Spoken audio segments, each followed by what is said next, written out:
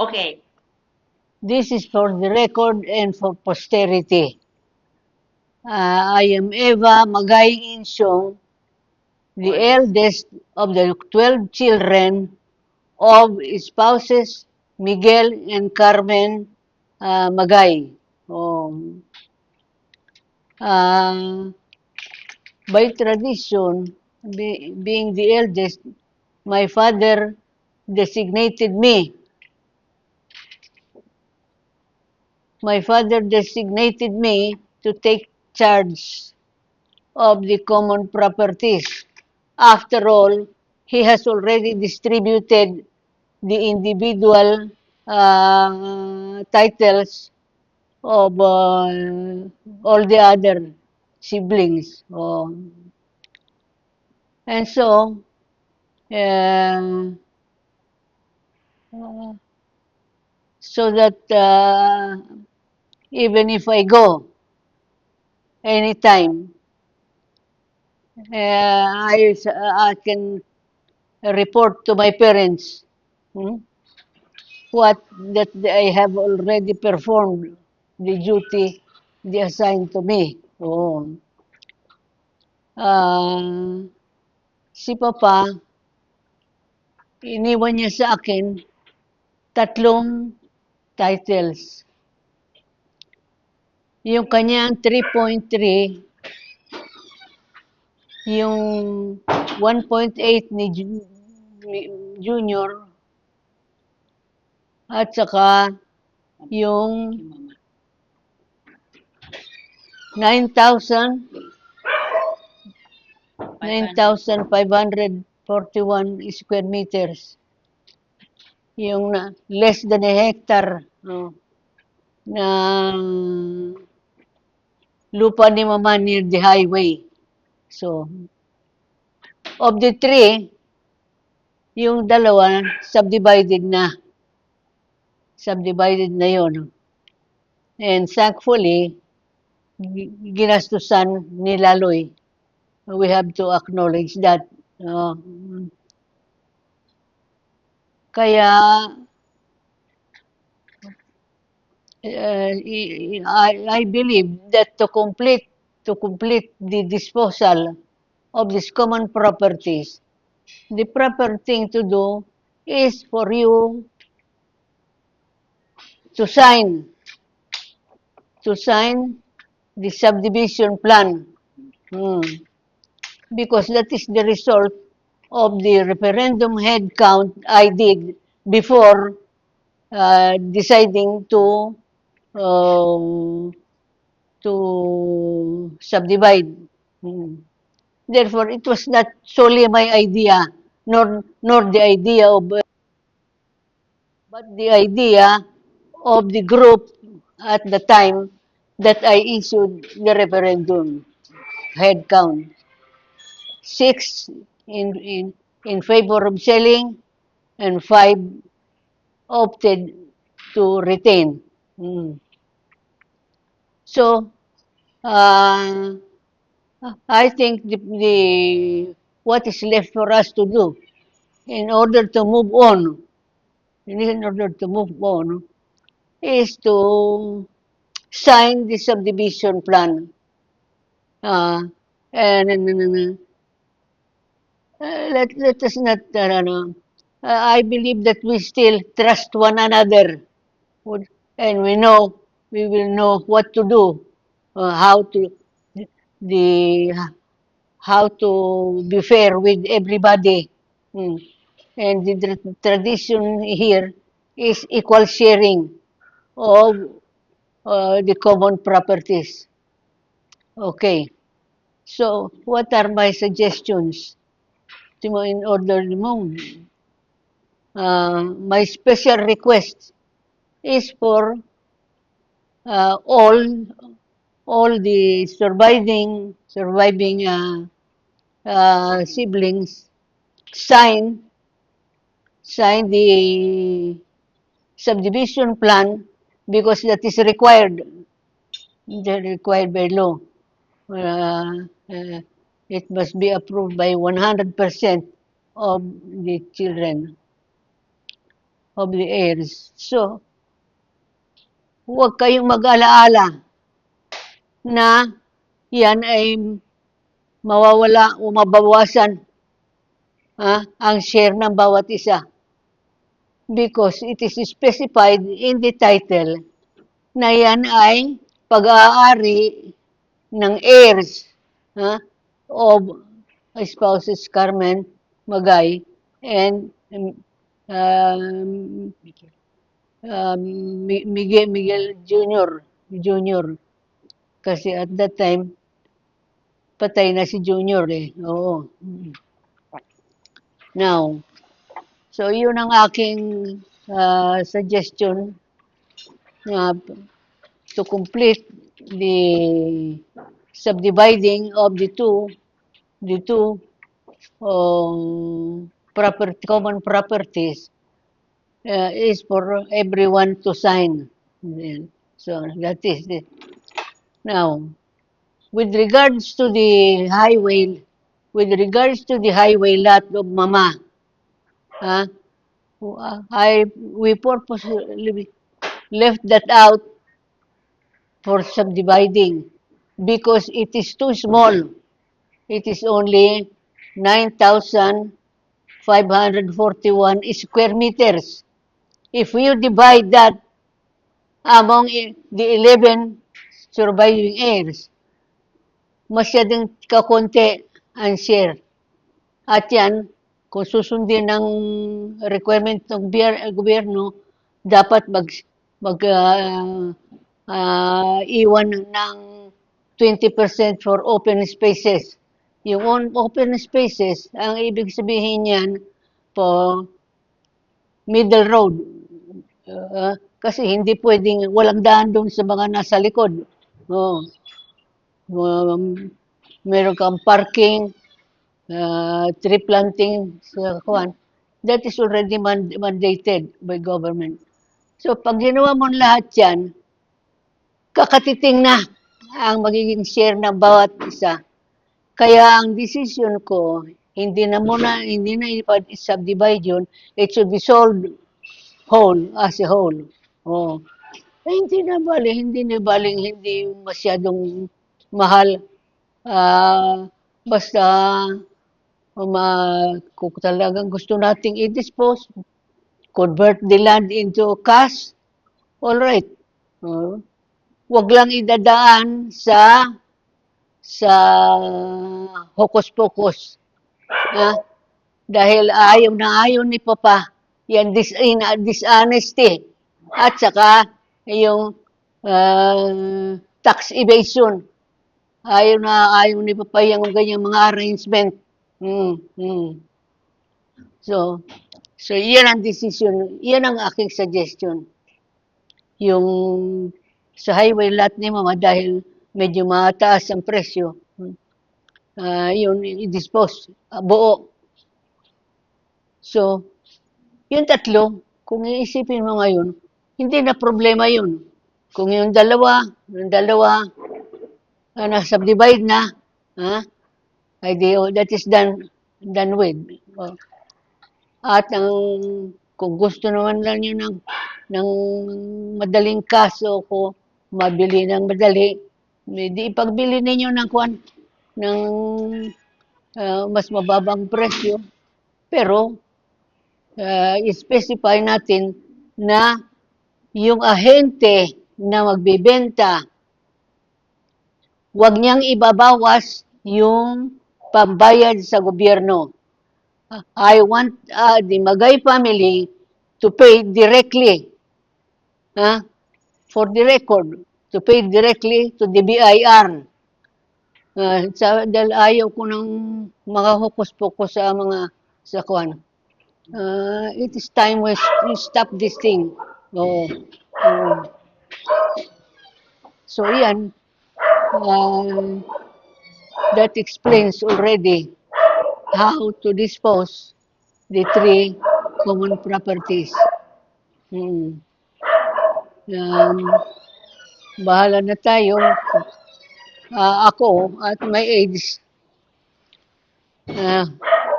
kahit isang dakot na lupa, Pag namatay ka, hindi mo madadala. So, yung mga nabubuhay, ah, yung mga nabubuhay, you better love and trust each other. Love and trust each other. Yeah. At that is the only way you can dispose properly the remaining common properties. Ngayon, for the second part, for the second part, uh, I want to say something about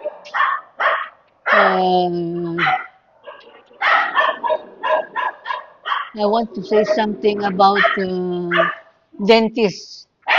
Uh, dentists a lot, you know. That is the second part. Uh, this is of course take it or leave it. Take it or leave it. Pero ang suggestion ko diyan ay ito. Ayaw ko na mawala ang alaala ni Dente. Gusto ko merong matira dyan na will stand in her name.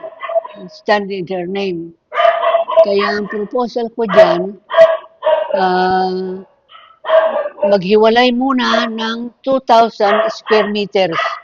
2,000 square meters doon sa front,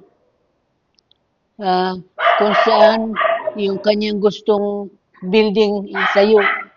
Oo. At yung 1,000, kung saan gusto niya doon ang bahay niya, doon itayo. Dahil hindi na, patay na siya. Oo. So yun, pwedeng ipagbili.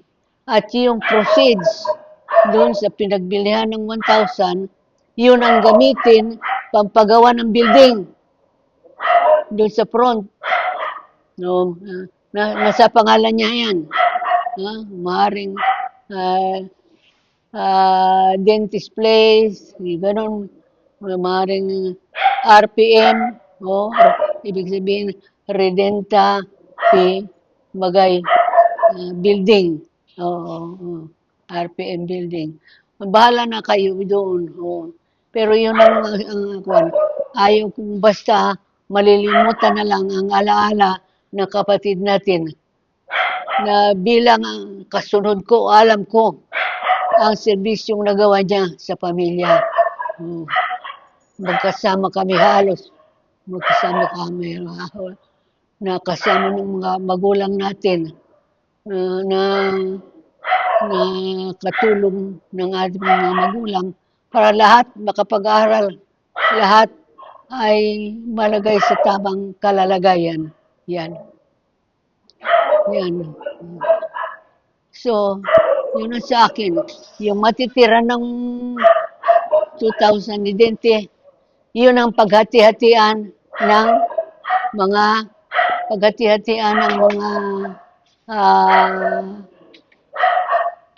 heirs. Ngayon, para walang away sa positioning. Kasi yan ang pinag-aawayan lang para yung positioning. Sinong may magandang lugar, sinong malalagay doon sa pangit. So, suggestion ko dyan, bawat isang heir, may yung mga patay na may representative.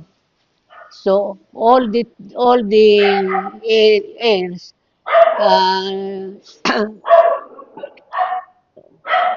draw lots.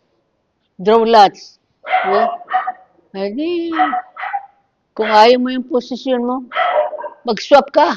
Makipag-swap ka. Halimbawa, yan sila mga heirs ni Bilit. Hindi naman ititira doon. Hindi titira doon. They do not need that. So, pwede kayo mag-swap-swap. Ganyan din ang ginawa nila Papa, sila magkakapatid.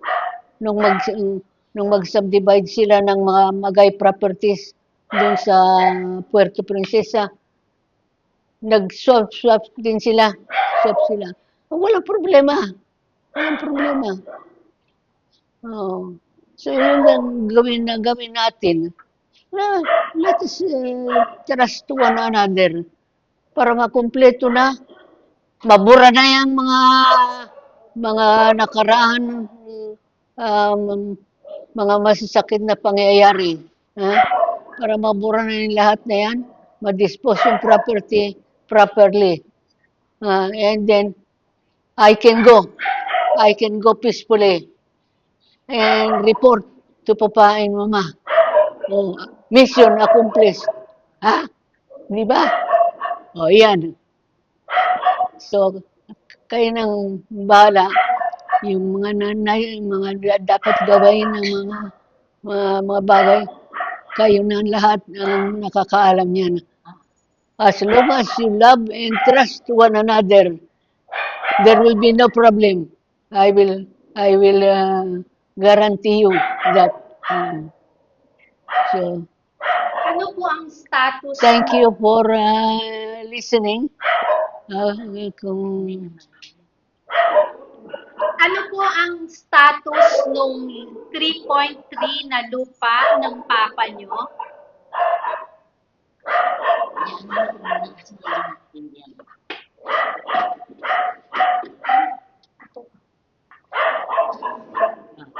Sa yung tenga niya dito. Ano po ang status ng lupa ng papa nyo na 3.3? Sabi nyo po, gusto nyong ikwento din yun. 3.3, Opo. 3 hectares and 300, 3 hectares and 3,000. 3,000. 3 hectares and 3,000 square meters. Opo. Sabi nyo po, gusto nyong ikwento yung status nun.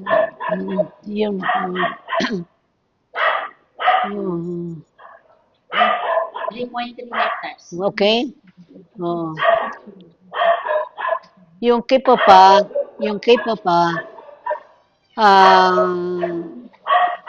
malaki yung kay Papa, 3 hectares and 3,000. Kaya, bawat isa, according to the subdivision plan, bawat isang heir, may dalawang lote doon. Hindi ba, Bing? Ha? May dalawang lote. Ha? Isang maliit, isang malaki. Oh. So, kung pirmahan nila yung subdivision plan, may dalawa ng lote sila doon. Pag naayos pa yung kay Junior, meron din silang mas malaki kung hindi nila isa-subdivide pa. Dahil pag sinubdivide nila yun, magagastusan sila ng katakot-takot. At saka liliit pa ang share ng bawat isa dahil 1.8 lang yun eh. 1 hectare and 8,000 square meters lang. Di siyempre pag nilagyan mo pa ng karsada sa gitna, para bawat share, maliit na. Gusto ba nila yun? Bukod na magastos pa. Kasi yung gano'n, pag marami tayong kiyaw-kiyaw pa, marami pang kiyaw-kiyaw, naku, mahirap na yan. Ayan, masyadong baka magkamatayan ng lahat. Ano po ang gusto nyong gawin doon ngayon? Ano po ang gusto nyong gawin doon ngayon? Saan? Doon sa 3.3 po na lupa. Sign ng subdivision plan. Ay, ilagay na sa kanya-kanyang pangalan. Doon sa 3.3, meron ako doon sa subdivision, meron akong pinirmahan dyan. Meron akong nilagyan ng mga pangalan. Doon sa 3.3, meron akong nilagyan ng mga pangalan kung saan-saan ilalagay. Recommended ko lang yun. Recommended ko lang. Ngayon, kung ayaw nila yung recommendation ko, di mag-usap sila. Swap sila. Pagka nag-swap sila, pataytilan na nila. That is all, yun ang advantage niyan eh. Pagka yung napirmahan na nila yun, the next step is only to have it titled. Kung gusto nila, sila nang magpa-title. O, yun naman mga wala dito, pwede mag-assign sila nang magpapatitle sa kanila. Nasa usapan na yan. Yun. So yan, para sa akin, nasabi ko na ang dapat kong sabihin at sa tingin ko naman, gusto rin ninyong malaman. Gusto ninyong marinig mismo sa akin. So yan ang aking proposal, mga suggestion ko in order to move forward. Yung mga away-away na tigka-konti yan, nagpapatagal. Yan ang isa-isa na mamatay. Hindi napapakinabangan yung kanyang mana. Dahil there is no trust. Parating may mga duda-duda. Oo. Hindi tama yun. I do not like that. Para sa akin. Ano po ang buong pangalan ninyo? Ano po ang buong pangalan ninyo? Ang buong pangalan ko, Eva Magay Insyong. Ako ang byuda nung dating Undersecretary of Labor Amado Gat Insyong. Yun. Yan. Ilang taon na po kayo? 1992.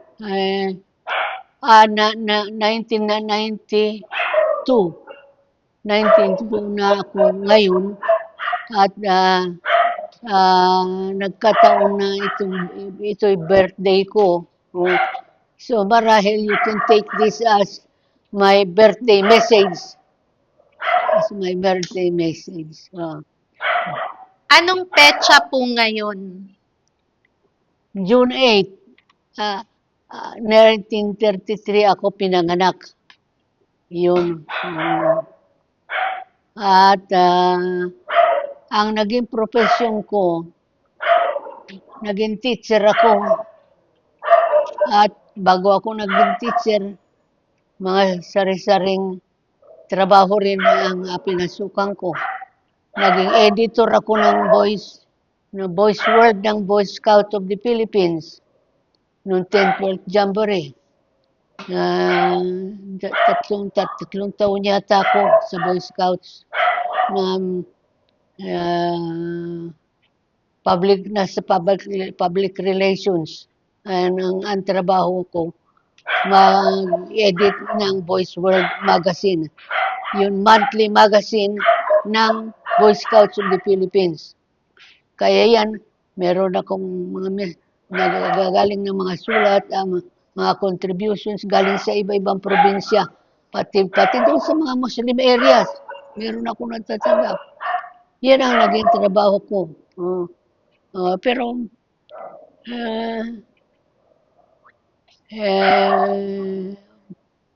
later on, nung mag-asawa na ako, mahirap nang may anak din. Kailangan you have time for your child. You have time for your child. So, naisipan ko, nag-resign. Nag-resign ako sa Boy Scouts. Nag-business ako. Meron akong pwesto sa Quezon City. Eva's Variety Store. Na successful naman. Nung yung husband ko nagtrabaho sa India, sa New Delhi. Lahat ng kanyang padalang pera, walang bawas. Dahil kinikita ng aking tindahan. renta ng bahay, at saka support namin mag-ina. Yan. Kaya buong-buo yung pera niyang pinadadala, walang bawas yun. Kaya pagdating niya yan, ako ng Diyos, konting pasipag, nakabili na kami ng sarili bahay. Isa diyan sa Mandaluyong. Ayun. Yan. At doon lumaki si Elias. Later on, gusto ni Elias, nag-enroll si Elias sa Ateneo, mas malapit dito kami sa Quezon City. Kaya lumipat kami. Kaya si Bong nakapag-aral sa Ateneo. First as Bachelor of Economics. Pagkatapos, naisipan niya na magpatuloy ng law. Yan, kaya siya naging attorney, Elias Insyong. Attorney, ang pinangalanan ko ng Elias Jose M. Insyong. Bakit may Jose? Sapagkat pinanganak siya Rizal Day, June 19. Rizal Day. Dahil history major ako. At saka yung mga kaibang ko. So, pangalanan mo na yan ng Jose. Jose. Kaya imbes na junior siya, naging Elias. Yun yung Elias. Bida yun dun sa LP Ribos Turismo na sinulat din ni Rizal. Yan. Kaya mayroong Elias Jose M. Insyong. Yan. Yung mga kwento nyo po kanina, meron po bang nagdikta sa inyo o yun lang po talaga ang gusto po ninyong mangyari? Tungkol dun sa mga property po ninyo. Ayun na lang gusto ko gawin. Kasi, the most that I can do is tell them frankly what I think should be done. The rest, bahala na kayo. I do not expect to live 100. Hindi ka mukha ni Mrs. Tan. Si Mrs. Tan, 99 na. Next year, 100 na siya.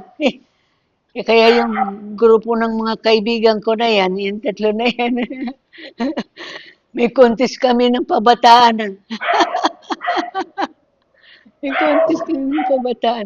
And it is working.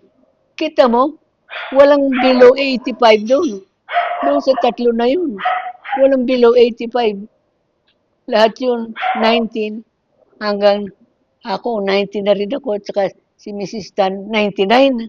Biro mo yan. Ayan. It works. Thank you po.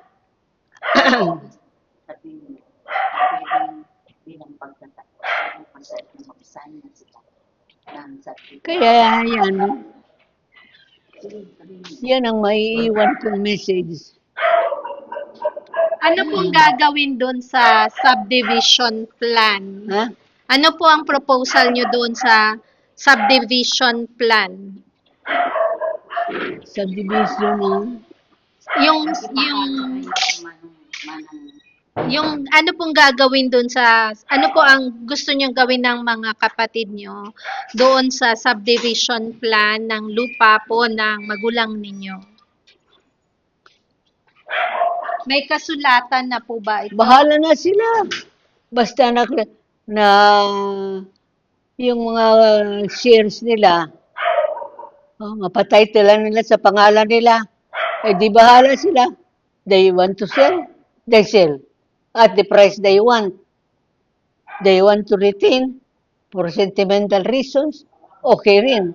Dito, tamnan nila. May dokumentasyon po ba na kailangang ipirmahan tungkol doon? Ha? May documentation po ba na kailangan pirmahan doon sa subdivision plan na yon? Kailangan po Ah, yun ang sinasabi ko. The only way to complete the disposal, the only way to complete the disposal of the common properties is for them to sign the prepared subdivision plan. ah, the result of which was the result of a referendum head count I made before deciding to have it subdivided.